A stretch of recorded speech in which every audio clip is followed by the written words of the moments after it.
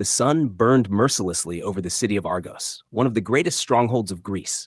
Its marble temples and bustling agora reflected the grandeur of its rulers, but within its high walls, dark tales unfolded behind the doors of noble estates. Among the wealthiest of men in Argos was Archon Lysandros, a powerful aristocrat who commanded vast lands, an army of servants, and an iron grip over his household. He was a man of tradition. His estate, grander than most, was a place of both admiration and fear. He had 3 wives, all acquired through arranged marriages, each from noble families seeking alliances. Yet to him, they were nothing more than servants in silk. All chosen for their beauty and status, yet none could find peace within his household. To him, a wife was no more than an ornament and a slave, bound by duty and his unrelenting expectations. Any act of defiance, any mistake, no matter how small, was met with swift and severe punishment. The women of his house walked on trembling feet, knowing that even a misplaced glance could bring them torment. The great hall of Lysandros' villa was adorned with statues of gods, and torches flickered along the high stone walls, casting eerie shadows over the trembling women who stood before him. "You have failed me." Lysandros' voice was calm, but that made it even more terrifying. He stood tall, draped in a deep crimson himation, his dark eyes surveying his wives with cold scrutiny. A young woman, Callista, knelt before him, her head bowed, her delicate hands trembling. She had spilled a cup of wine on his robe during the evening feast. A mere accident, yet to Lysandros, it was an unforgivable act of carelessness. "Guards," he called, his voice echoing through the hall. 2 armed men stepped forward, their expressions blank. "Take her to the courtyard. Bind her hands to the post, 10 lashes. Callista gasped, but she dared not protest. The other wives lowered their gazes, knowing that any sign of sympathy could bring his wrath upon them as well. Outside, under the burning sun, the punishment was carried out. The crack of the whip rang through the courtyard as Callista's muffled cries filled the air. The slaves and other wives watched in silence, knowing that this was the way of their master. To err was to suffer. Another day, Callista made a meal which was not to his liking.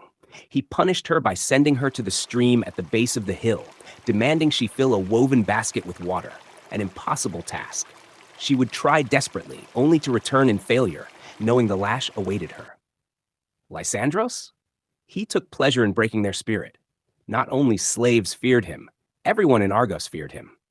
Life in Lysandros' household was nothing short of a merciless regime. Each wife had duties beyond the mere pleasure of their husband. They fetched water from the distant stream, carrying it in baskets woven too loosely to hold it properly, ensuring they made endless work, exhausting trips as punishment. They scrubbed the marble floors of the villa until their hands bled. They wove fine garments for their master, knowing a single missed stitch could mean a night bound and beaten. They prepared elaborate feasts, but were forbidden from eating until Lysandros had finished, and even then, only scraps remained. At night, they were called to his chambers at his whim, not out of affection, but to fulfill their duties. They had long abandoned the illusion of love. In his household, affection was weakness, and weakness was punished. One wife, Damaris, had once tried to flee. She had barely made it past the estate walls when the guards caught her. Lysandros ordered her bound in chains, left out in the sun for 2 days without food or water. She never tried again. One day, a new slave was brought into the household, a woman unlike the others. A woman of unparalleled beauty named Medeia. Her fair skin like ivory, her long blonde hair cascading down her back like a river of silk. She was of foreign birth, captured from a distant land, and unlike the others, she did not tremble in Lysandros' presence. She studied him, the way his jaw tightened when he was displeased, the way his gaze lingered on her longer than necessary. She was no ordinary woman. Medeia did not shiver. She did not resist. Instead, she smiled. She seduced him. Then, he ordered her to dress better and use some jewelry. Everyone was surprised. How can a slave wear the same clothes as wives, meanwhile? There isn't much difference between slaves and wives in Lysandros' castle? Medeia had watched other women fail, some punished for their arrogance, others simply crushed under the weight of their own suffering. But she was different. She did not cry when he punished her. She did not tremble when he commanded her to kneel. Instead, she smiled, a smile so subtle, so unreadable, that it left Lysandros unsettled. Slowly, She wove herself into his mind. She studied Lysandros. When others trembled at his touch, she shivered in pleasure. Lysandros, who had never known a woman who did not cower before him, found himself bewitched. The villa was quiet when Medeia approached Lysandros in the private quarters where he dined alone. She had been summoned, an unusual occurrence. The wives and concubines usually ate separately, their existence acknowledged only when he demanded their presence. The air was thick with the scent of roasted lamb and sweet figs. Candles flickered, casting golden light over the polished marble table where he reclined, his tunic loosened from the evening's heat. She moved with deliberate grace, her silken chiton flowing around her, simple yet alluring. She carried the wine jug carefully, knowing that spilling even a single drop could result in punishment. Lysandros watched her, his dark eyes lingering on the curve of her waist as she approached. "My lord," she murmured, standing beside him and filling his cup. She did not look up immediately, knowing that hesitation would pique his curiosity. When she did finally raise her gaze, she let it be slow, deliberate. A look that held both fear and something else, something that made Lysandros pause. Desire. A hunger that was different from the blind control he exerted over his other wives. Night after night, Medeia became his favorite. She whispered words of adoration into his ears, stroked his ego, made him feel like a god. She was the only woman who made him feel desired, not feared. He leaned forward, resting his forearm on the table. "Tell me, Medeia," he mused. "Do you fear me?" The room was silent. The question was a trap. She lowered her lashes just enough. "Of course, my lord. All in your house fear you." Lysandros studied her for a long moment. And yet, he reached out, tracing the edge of her chin with his rough fingers. "You do not tremble." She let a shiver course through her body then, subtle, yet enough for him to notice. A calculated movement. Lysandros smirked. For the first time, he did not order her away. She did not resist his control. She fed it, letting him believe that he held power over her. He began to spare her punishments. When she made mistakes, he laughed instead of striking her. His wives, who had suffered for years, watched in silence, their hatred simmering. For the first time in his life, Lysandros was vulnerable. A woman had caught his interest, not because she feared him, but because she seemed to understand something deeper about him. He longed for a woman, not just for her body, but for her presence. Medeia was no longer just a slave. She had become his favorite. He found himself asking for her opinion, listening when she spoke. Even Andronikos, his loyal enforcer, noticed the change. "My lord, a slave should not hold your thoughts so often," Andronikos warned. Lysandros smirked, swirling his wine. "Do you think I am blind?" he mused. "She is a woman like any other, easily controlled." But even as he said it, there was doubt creeping into his voice. Because deep inside, he knew the truth. She was controlling him. The next day, the other women whispered. Medeia had been seen leaving Lysandros' chamber late in the night, though no one knew what had transpired. This alone was enough to shift the balance within the household. Callista, once the favored wife, clenched her fists. "She is playing with fire," she muttered under her breath. "She will burn," another woman murmured. A night had settled over Lysandros' grand villa, the flickering oil lamps casting soft golden light over the stone walls. The air was thick with the scent of burning incense, mixed with the warm, spiced wine that sat half-finished on the bedside table. In his chamber, Lysandros lay sprawled on his lavish bed, his muscular arms wrapped around Medeia's slender form. Draped in the sheerest of fabrics, she rested against him, her blonde hair flowing over his chest. Her fingers traced slow, deliberate patterns along his skin, her lips brushing against his neck in teasing whispers. "You are unlike any woman I have known," Lysandros murmured, his voice low with satisfaction. "You do not fear me." Medeia chuckled, tilting her head to gaze up at him, her eyes gleaming like polished obsidian. "What is there to fear, my lord?" she purred, pressing a lingering kiss to his jaw.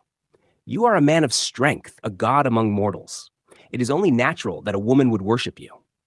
Her words fed his ego, making him believe she adored him, not out of fear, but out of devotion. No woman had ever spoken to him like this. No woman had ever made him feel desired rather than feared. What neither of them noticed was the shadow lingering outside the chamber door. Callista. The moment Callista had seen Medeia walk freely around the villa, laugh without fear, sit beside Lysandros as an equal, She had felt something she never dared to feel before: rage. For years, she had suffered beneath his rule. She had been beaten, humiliated, stripped of all dignity. And yet, this foreign woman, this slave, had not only avoided punishment, but had become his favorite? That night, as she watched Medeia kiss the lips that had only ever spoken cruelty to her, something inside her snapped. Callista waited for Medeia outside the chamber, her breathing ragged, her fists clenched. She saw Medeia coming out of Lysandros' chamber. She said to her, "You whore!" she screamed, lunging at Medeia with the force of a woman who had suffered too long. Medeia barely had time to react before Callista seized her hair, yanking her onto the cold stone floor. The noises woke Lysandros and stormed out to them. Lysandros roared in fury, separated them, tearing Callista away from Medeia. "You dare?" he bellowed. But Callista did not cower. For the first time in her life, she did not bow her head in submission. "You let her walk free," she spat, her chest heaving. "You spare her punishments. You let her touch you as if she were your equal. And yet we, your wives, are treated as less than dogs." Her words stung, but Lysandros' fury drowned out all reason. He held her aggressively. "Guards!" he roared. Within moments, the entire household was gathered in the great hall, the slaves and wives alike, forced to watch as Callista was dragged before them. Lysandros stood in the middle as Callista was thrown to her knees. "Let this serve as a lesson," Lysandros declared, his voice cold and unwavering. "To defy my will is to invite suffering." Before everyone, Callista was bound to a wooden beam under the sun as the guards took turns lashing her. Medeia watched, silent and unmoved. Callista's screams echoed through the castle, but when it was over, she did not beg for mercy. She lifted her head, looked into Medeia's face, twisted with hatred, and spat at Medeia's feet. Medeia only smiled. Callista had already lost. Apparently, Medeia had no love for Lysandros. Her heart had never fluttered for him, nor had she ever worshipped him as he believed. For years, she had built her wealth through deception, traveling from city to city, marrying rich, arrogant men, and seizing everything they owned before vanishing into the night. Lysandros was merely her latest target. Now that she had his trust, she began her work. "Show me your empire." She whispered to him one night, running her fingers over his chest. "Teach me how you built your fortune." Lysandros, blinded by his obsession, obliged. He took her to his warehouses where precious metals were stored. He showed her his vineyards, his olive groves, his trade routes. He let her read his business ledgers, unaware that she was memorizing every detail. Slowly, she moved his wealth. Through false records and forged agreements, she transferred his assets under her name, hiding them in distances where he would never reach them. She bought the loyalty of his business partners, ensuring that they would turn against him when the time came. And then she set the final trap. Lysandros woke to silence. His villa, once filled with servants and the sounds of bustling life, was eerily still. Something was wrong. He pulled on his robe and stormed through the halls, his voice echoing, "Where is everyone?" No answer. The other wives had left the castle. They went back to their families to start afresh. And Medeia? She had already freed all his slaves. He reached his study, expecting to see his ledgers, his records, everything that proved his wealth and power. The shelves were empty. The gold was gone. The deeds, the documents, vanished. Panic seized him. He stumbled outside, running to his personal treasury, but the guards who once stood at its entrance blocked his path. One of them shook his head. "You do not own this anymore, my lord." Lysandros' blood turned to ice. "What?" His voice was barely a whisper. It felt like a dream to him. He was confused and didn't know what to do. He went back to his chamber, drank plenty of wine, and fell asleep. He woke up the next morning, still confused, hoping all that had happened was a dream. Then he stormed out and realized he wasn't dreaming. He broke down, trembling. Then came the final blow. The city guards arrived, their spears gleaming in the morning light. Their leader stepped forward, holding out a scroll bearing the seal of Argos. "Lysandros, you stand accused of the murder of your business partner, Damon of Corinth." Lysandros' world spun. "What?" he bellowed. "I did no such thing." But it was too late. The false witnesses Medeia had prepared, the forged evidence, the bribed officials, all of it had been set in motion. He had been framed. The last thing Lysandros saw before they dragged him to the city prison was Medeia standing at the gates of his villa, now hers, dressed in the finest silk, smiling. "Medeia," he roared, his voice filled with betrayal. "You?" She simply raised a hand in farewell. And then, like a shadow at dawn, she disappeared into history, wealthier, more powerful, and utterly victorious. Lysandros? He would rot in a cell for the rest of his days, his name spoken only in whispers. And Medeia? She was already on her way to her next conquest.